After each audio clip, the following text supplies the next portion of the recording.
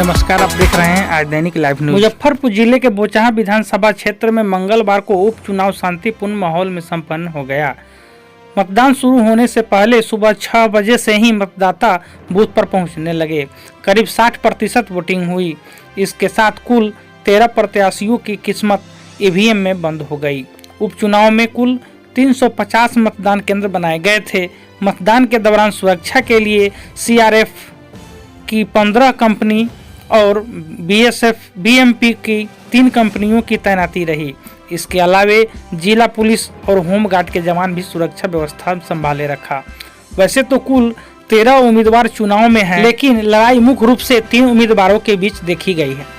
क्षेत्र के 2,90,764 मतदाताओं ने करीब 60% ने उम्मीदवारों के भाग्य का फैसला कर दिया है। परिणाम 16 को आएगा।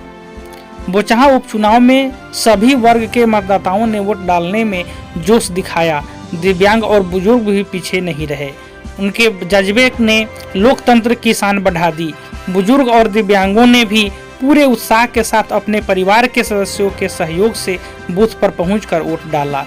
वैसे तो चुनाव आयोग ने 80 वर्ष से ऊपर वृद्ध और दिव्यांग मतदाताओं के लिए घर पर मतपत्र के माध्यम से मतदान करने का निर्देश दिए थे, लेकिन जिले में अधिकांश लोग ने इसके लिए मना कर दिया। केवल 50 ऐसे मतदाताओं ने ही हामी भरी। बचे हुए दिव्यांग और बुजुर्गों ने न तो लाचारी बाया की और न बूथ के लिए कच्चे और ठोस कठिन रास्ते से हार मानी। सुबह करीब 7 बजे मुसहरी 41 नंबर मतदान केंद्र पर मतदाताओं की लंबी कतारें लग गई।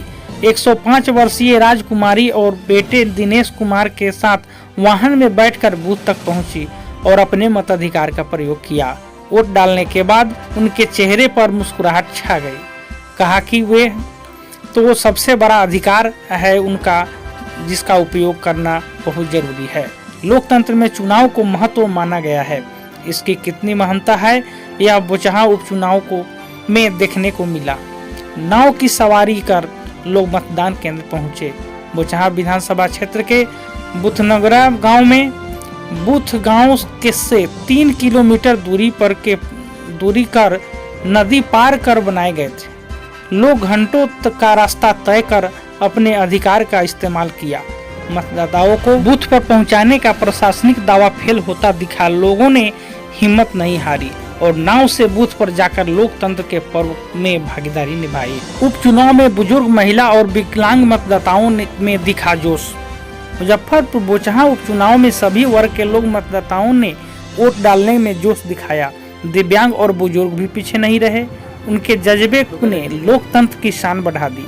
बुजुर्ग और दिव्यांग ने भी पूरे उत्साह के साथ अपने परिवार के सदस्यों के सहयोग से बूथ पर पहुंचकर वोट डाला। वैसे तो चुनाव आयोग ने 80 वर्ष से ऊपर वृद्ध और दिव्यांग मतदाताओं के लिए घर पर मतपत्र के माध्यम से मतदान कराने का निर्देश दिए थे, लेकिन जिले में अधिकांश लोगों ने इसके लिए मना कर दिया। केवल 50 ऐसे मतदाताओं ने ही हामी भरी। बचे हुए दिव्यांग और बुजुर्गों ने न तो लाचारी बाया की और न ही बूथ के लिए कच्चे और कठिन रास्ते से हार मानी। सुबह करीब 7 बजे मुसहरी के 41 नंबर मतदान केंद्र पर मतदाताओं की लंबी कतारें लग गई।